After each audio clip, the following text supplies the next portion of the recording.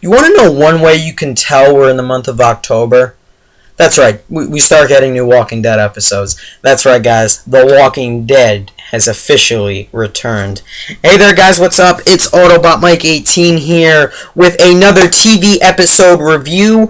Guys, The Walking Dead has officially premiered tonight. I just watched the premiere episode of Season 4. That's right, guys, we're on the 4th season of The Walking Dead. I'm shocked that we've already gone through 4 seasons of the show so far. Well, 3 seasons, and now we're on number 4. But, guys, The Walking Dead is back. I was looking forward to the premiere of The Walking Dead all weekend long. I couldn't wait, guys. The Walking Dead, as some of you may know, is one of my favorite shows of all time. I love it. It's a really well done zombie apocalypse story with a lot of strong character development, and I'm a big fan of The Walking Dead. I've grown to love these characters and these performances from these actors, and I could not wait for The Walking Dead to come back, guys, and it's finally back. So yes, Breaking Bad is unfortunately over, but at least we have The Walking Dead to continue to look forward to. So anyway, guys, I just finished watching the Season 4 premiere episode. I also watched Talking Dead, so I know a couple of other things that you might not have picked up on just by watching the episode alone. So I'm going to be doing a review for the first episode, guys. Now, I don't know if I'm going to be reviewing every single episode of Season 4. I did that for Breaking Bad. I reviewed the final episodes. Now, I don't know if I'm going to do that for every single episode of The Walking Dead. I'm just not entirely sure. I might or I might not, but I definitely wanted to review the premiere episode. So I'm going to give you my thoughts on the premiere episode, guys. The first episode of Season 4, I'm going to, talk about the plot and everything, give you my thoughts on it, review a couple of other things, and yeah, I hope you guys enjoy the video. This video, of course, is going to be spoiler heavy. I'm going to spoil the whole entire episode in this video, so if you have not yet watched it, I don't know why you haven't, but if you haven't yet watched the new episode of The Walking Dead, don't watch this video yet. Watch the new episode, then come back, and gladly, I would appreciate it if you guys would watch my review. So, as I said, guys, I got a lot to discuss, and this is going to be a pretty somewhat long discussion, but I hope to not keep it too long. Try to make it as short as possible. And yeah, guys, so if you couldn't tell that I wasn't a big fan, I mean, look, come on. I got Season 3 poster right there. I got my The Walking Dead shirt with Rick on the horse from Season 1 that I got earlier this year. I wore that all day. I mean, I was definitely hyping up the return of the show, especially with the end of Season 3. Now, a lot of people were really upset with the direction they took the Season 3 finale. I didn't hate it. It wasn't terrible. I was a little bit let down that, the fight at the prison was just so short, and really, we all hyped big up this. We all hyped up this really big fight, and it didn't happen. We didn't get what we wanted, but it wasn't a terrible finale. And of course, I wasn't going to turn my back on the show. I'm a huge fan. So, as we all know, with the end of Season 3, just a quick sum up of what happened in the end of Season 3, we all know the governor, one of the, a really good antagonist for this show, lost his shit, killed his whole Woodbury army, and he left. He fled the scene. We have no clue where his whereabouts are right now. He left with Martinez and that guy, the Bowman, whatever his name is, and left with them, and Rick brought all of the Woodbury citizens that the governor didn't kill to the prison, much to Carl's dismay. So that is actually how this episode opens up. With the prison setting, of course. Now, a lot of people were upset that they did not leave, that they did not make the writers didn't make the characters leave the prison, and I was one of the few people that was glad they were still at the prison setting. Because, they just introduced it at Season 3. It was an excellent safe haven for the group, in my opinion. I wanted to see a lot more of it. And I like what they did with the prison in this premiere episode, which, by the way, guys, was entitled 30 Days Without an Accident, which I will explain the significance of that title later on. I really like why they called this episode that. But anyway, I like how the prison is still the setting for this group. And I know that obviously there's an influx of zombies and, shit's about to get real for the prison. They might have to leave about midway in Season 4, but I'm glad they're still at the prison because I was a big fan of the prison setting. But anyway, the episode opens up, and you could tell that the prison has definitely evolved. You got flowers growing around the prison. You got this whole like crop system going on. They got this like irrigation system going. Like people are taking showers. You know, you got water buckets all over the place. Rick is like listening to an iPod as he's like moving. He's just like walking. He's like walking around in the fields. He's listening to an iPod. You got pigs running around in their little fences. I mean, they're little, they're like, they got like a whole little barn thing going on. I mean, it kind of reminded me when they were on the farm in season 2. You know, they got pigs, they got, Michonne has a horse, and, you know, the group is eating, you know, they're eating their pigs, you know, they're doing pretty damn good. A part of me wants to know where they got the pigs. I don't know. Maybe they just found a pig or 2 pigs, and now they got little piglets running around. I don't know. Yeah, and the prison has definitely evolved into this sort of like community. You know, this sort of like sanctuary. It reminded me of like a mini Woodbury. You know, obviously Woodbury was probably a bigger. It was a bigger structure. According to the outside of the prison, and it had a lot more, you know, probably than the prison. But the prison has the people at the prison have definitely made some changes and some improvements. And I'm glad that that they're taking the prison in this direction. And I liked most of the changes, but obviously there is a huge threat to the prison. We see it in the first opening shot. There's a huge influx of zombies gathering around the fences of the prison, and we can tell this is going to be a major problem. Or it's going to be at least one of the major problems, because something pretty big happens in the end of tonight's episode that I can't wait to start discussing. So, after that opening scene, of course we start getting introduced. I mean, there are a lot of new changes in the prison. We also start getting introduced into the new characters. Now, of course, we have all the Woodbury citizens, but of course, there were new characters that I guess the group found on the way, during the gap from season 3 to season 4. By the way, which is a 6 to 7 month gap. It's been about 6 or 7 months since the end of the season 3 finale, since the events of the season 3 finale. So, we have one of the new characters, and a lot of people feel this character is kind of sketchy. I would probably agree with that. His name is Bob Stuckey. He's an army medic. Daryl apparently found him while on a supply run, and we're not too sure of his character. We don't know too much about his background other than the fact that he was an army medic. We saw him in the trailer. He was in tonight's episode, and we know something's going on with this guy. We have these 2 young teenage boys. One of them, his name is Patrick. I love this part of the episode. The actor who plays Patrick, you know, the kid with the glasses in the episode, his name is Vincent Martella. He played Chris's best friend on Everybody Hates Chris. That was awesome seeing him. I don't remember his name on Everybody Hates Chris. That was such a funny show. I've seen reruns of that show, and to see him in The Walking Dead was pretty funny, actually. So you have, he's a new character. He kind of like befriends Carl in a way. And then you have Beth has apparently gotten a new boyfriend. His name is Zach. I know I've seen him somewhere before. We also have Karen, who was in the season 3 finale. She's sort of formed a relationship, a romantic relationship with Tyrese. That I was kind of just surprised with that. I always, I mean, I knew that Tyrese and Carol wouldn't go together in the show because that's how it was in the comics. Tyrese and Carol started a relationship. I knew they wouldn't in the show, but I was surprised that they had Tyrese and Karen starting a relationship. I mean, that's fine, but I didn't see that coming. But anyway, and of course we have all the old characters. We have Rick. Rick is back. Carl. I want to discuss Rick in a second. Of course, Daryl. I love what they do with Daryl and Carol. How they like poke fun at their relationship. They have like funny like relationship banter. That's pretty funny. You have Glenn and Maggie, who have a pregnancy scare actually in this episode. You have Herschel, Beth, of course, Michonne, fan favorite Michonne. And of course you have all the new Woodbury citizens. And so you have all these new characters, and you basically have 2 main plot points going on in this episode for the majority of the episode. Daryl gets together a group to go on a supply run at this Big Spot store. And the group consists of him, Michonne, Glenn, Tyrese, Sasha, Zach, and Bob Stuckey. So he gets a group together to go on that supply run. And meanwhile you have Rick, who is facing who's in a pretty difficult situation already in the first episode, and I'm gonna get to Rick's story in a second. But the first thing I do want to discuss is what happened at the big spot. So Daryl and the others, they get to the store. Excuse me. And they get inside. There's like an abandoned army base there, and you know something's going to happen.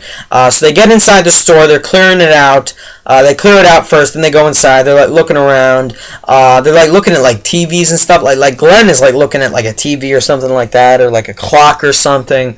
And you see a shot of a pretty mangled and pretty destroyed helicopter on the roof. And you see like 20 or 30 walkers just walking around on the roof. And you know something is going to go down. Something pretty intense is going to unfold. And at least I thought at least someone was going to get killed with the group that's at this Big Spot store. So you see Bob Stookie looking at this alcohol, and you're like, so he may have a problem with alcohol or something like that. And he like a shelf like falls on him and traps him. And right after that happens, after like a commercial break happened, then you cut back to the group at the store, and you have walkers starting to fall through the ceiling, and they're starting to fall into the store. And I thought this was a very creative and very well crafted scene. I gotta give props to the crew for this scene, for pulling this off so well, in my opinion. I love how they had the idea of the zombies coming, flying through the ceiling. That was pretty creative, in my opinion. You got zombies, you know, they fly through. Some of the zombies were instantly killed. You know, like they exploded like upon impact. That was pretty funny, actually. And some zombies make it alive. So this is obviously a big threat to the group. So they're trying to pick off these walkers, and Bob Stookie is trapped, and everyone makes it out alive except for Beth's boyfriend, of course. He is eaten alive, and he's like pulled under the same wine shelf that trapped Bob Stookie, and like Daryl and Glenn get him out, and he gets eaten alive. And I actually, honestly, didn't really care about him. He's a new character. I mean, I saw him in like 2 scenes before he was killed, so obviously a minor character was killed. I mean, of course they're not going to kill off a major character, but anyway, that's not the point. Then, right before the group gets out, another huge obstacle was not only the zombies, but the fact there was a huge, gigantic helicopter that was a mangled helicopter that was going to crash through the ceiling. And the group just makes it out just as the helicopter comes crashing through the ceiling and completely destroys and demolishes the store. Now, I did kind of have one problem with that scene. While I thought it was very creative, what they did with the set design was very well done. I felt that it was kind of odd that the walkers just started falling through the ceiling just as the group came in. I mean, that was just, of course, that happened just when the group comes in. Of course, there weren't, the ceiling already didn't have holes in it. Of course, zombies hadn't already been through the ceiling. Of course, it happens just as they go into the store.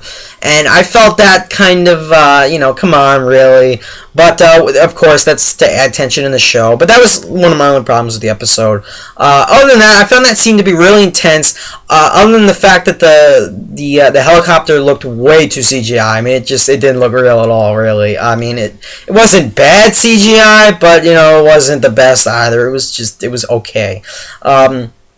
So the group makes it out of that. They head back to the prison. But meanwhile, while all that is happening, Rick's got his own little dilemma over in the outside of the prison. He's like looking around for like meat or something like that, like dead animals. And he thinks he sees this walker going after this dead animal. And I thought it was a zombie too at first. And then he hears a voice, and it's like, please help me. And I was like, what? Some people were like, well, are they talking now? Are the zombies starting to talk now?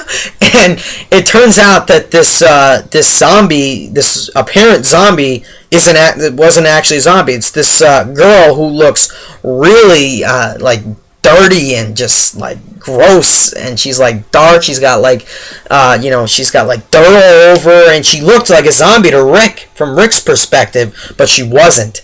And she's like, please help me to Rick. And, Rick is screwed at this point, because we all know how what has been going on with Rick's character. Rick hasn't really been accepting of helping anyone, especially in Season 3. But now, at the end of season 4, we all know how he sort of changed. He let all the Woodbury citizens into the group. So we were wondering, as we saw him meet this girl, whose name is Clara, by the way, we're like, is he going to bring her to the prison? Is Rick going to be more trusting to outsiders this season? And apparently it looked like he was. Of course, he takes a few precautions. He's like, I gotta ask you 3 questions before I bring you to the prison. And so Rick has definitely changed as a character. He went from season 2, he was like, he wanted to help Randall. Season 3, he was like, nope, I don't want anyone in the prison. Nope, this isn't a democracy. And the end of season 3, he was like, this is a democracy, and he brought all the Woodbury citizens in, and now he's a bit more accepting to this Clara girl, and he's almost willing to let her in as long as he knows her backstory first and what's going on with her. So she ends up telling him that she is looking around for food for her husband, who, oddly as it is, he isn't there. So Rick follows her to where her and her husband's camp is, and we feel that something sketchy, something weird was going to happen at this point. At least that's what I felt was going to happen. So Rick goes to her camp, and it's like this pretty, she's got this pretty decent camp set up with this tent and everything, and she Clara bends down on the floor and she begins talking to the floor or this object on the floor, and Rick's like, well, where's her husband? He looks in the tent and she pulls a knife on him, and Rick gets her down on the ground. He stops her from trying to knife him, and it is revealed that she was just trying to lure Rick over to her campsite where she could kill him and feed him to her husband, who she kept talking to Rick about her husband, and Rick believed that her husband was alive, was still a human, but no, apparently this Clara girl, her husband, his name was Eddie, he was apparently he turned into a walker, and now all she has is his walker head left, and she doesn't want him to die, so she wanted to feed Rick to him to keep him alive, because that's her husband, and she doesn't want him to die, obviously. And so Rick, he has his gun pointed at her, and she ends up stabbing herself. And Rick tells her the 3 questions that he wanted to ask her before he would let her into the prison. Obviously, that's not going to happen now; she's going to die. But 3 questions involved. Who did you? How many walkers have you killed? Did you kill any people, and why? I like those 3 questions. And you can tell that Rick isn't completely accepting. He isn't going to let any old person, any person into the group, into the prison, without knowing a couple things about them. So those are 3 pretty decent, solid questions. But of course you got to gain trust in this world now. So that girl Clara died, and while that storyline was somewhat exciting, it wasn't I felt it just, I don't know, not out of place, but it, I'm not going to say it should have been replaced or that it shouldn't have been there, but I don't know. It was okay. It wasn't the most exciting storyline in the episode. I was obviously a lot more intrigued with what was going on at Big Spot with Daryl and the gang. But for the most part, I liked what happened with Rick and this Clara girl, who was creepy as hell, man, carrying around her husband's head, her walker husband's head. So, yeah, guys, so one of the very last scenes of the episode, they're showing a couple of things that are going on with the characters around the prison. Carol apparently is using story time. By the way, there are a lot of children at the prison, obviously because of most of them are Woodbury citizens, I assume. And instead of giving them story time, she starts giving them lessons about knives and how to defend themselves, which I actually think is pretty smart. Don't try to educate your kids during a zombie apocalypse about, I wouldn't be reading them stories and, giving them lessons if they are receiving math lessons or English lessons or anything like that. They're in the middle of a zombie apocalypse. You're fighting for your life. You should be telling them how to use weapons and stuff like that. So I like how Carol's doing that, and I like how she did that in this episode. And then Carl is there, and he's like, "Oh, what are you doing?" And and Carol's like, "Don't tell your father." And Carl just runs off. I mean, Carl is just, with me, he's been kind of. I like him in one episode, then in another episode I just don't like him. I like what he did in the season 3 finale. He killed that kid. And in here, he was kind of like, yeah, he was just there, you know? I got to see what they do with his character this season. Like, Season 2, I kind of hated the kid. Season 3 really impressed me. First episode of Season 4, I mean, like, if he rats out Carol and tells Rick, I mean, come on, Carl, why? I mean, it's useful. I guess Rick's against her teaching the kids how to use knives. I don't know. Maybe Rick's trying to preserve the prison as a community, and he's trying to, like, you know, let everything go in regards to the outside world. Like, he doesn't want to bring the story.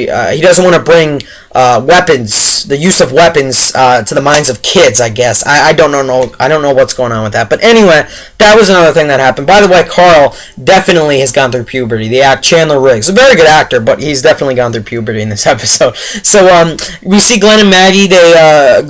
Maggie apparently had like a pregnancy scare. And Glenn is I think Glenn was the one who was kind of accepting. Like, he wanted to, like, start this family with Maggie. As we know, the two of them are kind of, like, married at this point. He gave Maggie the ring in the end of Season 3. And Maggie doesn't want to, like, start a family. And I understand. She's like, look what happened with Lori and all this. I mean, we can't have a family. I can't have a family, and I don't want to bring a kid into this. And Glenn kind of wants to, and I see what's going on. I see why he wants that. And I'm interested to see what's going to happen with that relationship, because I have a feeling something bad's going to happen to Glenn, at least, and something's going to break that up in this season, but I don't know. Also, by the way, Herschel has a replacement leg, as we could all tell by the trailers. Anyway, a few other things that happen in the end. One thing, which is probably one of my favorite parts of the episode, I'll get to it. Daryl tells Beth that Zach was killed, and Beth shows like no emotion. She's like, I'm not like that anymore. I'm not gonna cry for every single person that died. And I was actually very surprised with that. And Daryl actually opens up to Beth in this scene. I really like Daryl's line. He's like, I'm just, you know, this zombie apocalypse is kind of taking a toll on Daryl, and he's just tired of losing people. And that's kind of foreshadowing that a lot of people, I think, are gonna get killed off. A lot of citizens of Woodbury, especially, as we all know in the trailer. I think they're gonna get attacked from the inside. And the very last scene in this episode is a testament to that, because you could tell something big is starting to happen. And this, I'm gonna make a speculation here, but anyway, remember that kid I was telling you about, Patrick? Vincent Martella's, he's the actor who plays Patrick. He kind of was like talking with Carl in the episode. He was with Carl a lot in this episode.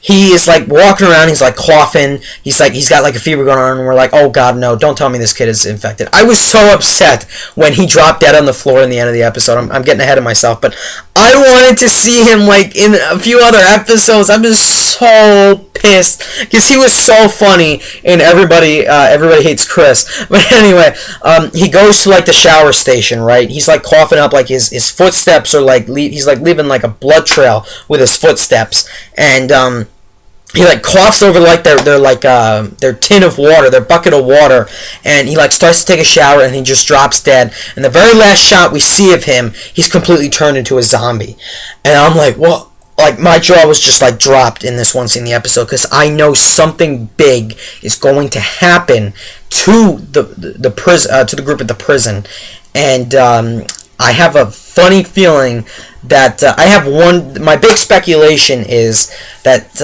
I think that this virus has started to go airborne. I was watching Talking Dead, and Nathan Fillion mentioned this, and he's like, I think that's something, I think this virus is starting to go airborne. But even before he said that, I told myself, I have a pretty good feeling that this is going to start to spread. This virus is going to be a huge challenge for the group, a big new conflict for them, that if this virus is airborne, because he just turned into a zombie. Now, we don't know if he was bitten or scratched or anything like that. Obviously, I don't think he was. He didn't go out on the run, and he wasn't like out. We don't see him outside. So maybe, I don't know, maybe he ate the infected pig that died. I don't know. Maybe another pig was infected. He ate it. I'm not entirely sure. He just affected their water supply.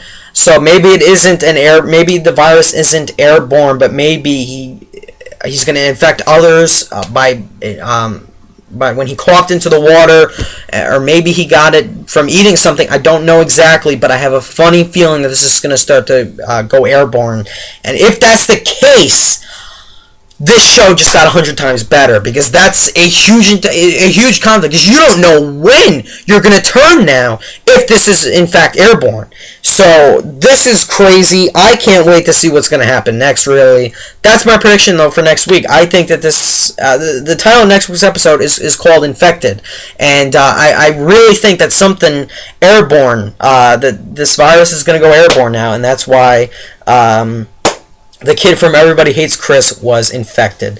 So, there you have it, guys. That's basically the whole episode. I basically discussed everything that happened, and I enjoyed the episode, guys. I'm going to give this episode a rating of 8.5 out of 10. I'm going to go 8.5 out of 10. I wanted to go 9. It was a decent premiere. Not as good as the Season 3 premiere, in my opinion. But it had a very intense scene at the store, and I just wasn't too sold on the storyline with Rick and Clara. I felt that not that it wasn't necessary, it just wasn't that vital. It didn't really need to be there. That's just how I felt. But I do like that scene for the fact that it showed that how far Rick's character has gone at this point. So I guess that's something for that scene. But the actress who played Clara, she did a pretty good job, so there's that. But overall, guys, the episode was well directed. It was directed by Greg Nicotero, so I really like that with this episode. He always does a great job directing episodes for The Walking Dead. The CGI wasn't that great on the helicopter. That was another little complaint I had. But other than that, the episode was pretty tense. I love the way they ended it. I love the new characters they introduced, because I feel something's going on with Bob Stuckey, and something may be going on with this airborne thing. I don't know. I also love, I have a feeling that something's going to happen between Tyrese and Karen, possibly Karen's death. That freaks Tyrese out in the trailer. So, this is all speculation here. But, and I'm pretty sure that what ends up killing, or what ends up attacking the members of the prison right now is that kid that died from Everybody Hates Chris, the kid that turned, because you have a zombie loose in the prison now. So I think shit's gonna really get real next week. I think I heard next week's episode is even better, but this week's episode was pretty good. I like how it was called 30 Days Without an Accident, because after Zach was killed, Beth did something in her room. She had like this little sign that says 30 days without an accident. Then she set it to 0 days without an accident. So I like the title of this episode. And I could tell that a big conflict is coming to the prison, other than the zombies that are just waiting for them outside. Now, whether or not it's the governor, or whether or not it's the governor and an airborne, the fact that the virus is airborne, I don't know. But shit is going to start to get real. That's all I can say. So I really enjoyed the premiere episode, guys. I give it an 8.5 out of 10. What you think of it, guys? Let me know down below in the comments. Did you like it? Did you, feel it wasn't what you were expecting? Overall, I enjoyed it, but I'm looking forward to the next few episodes, because I'm hearing a lot of good things about them. So thank you guys again so much for watching. Sorry for the length of the video, but I had a lot to discuss. And thanks as always for watching, guys. Bye.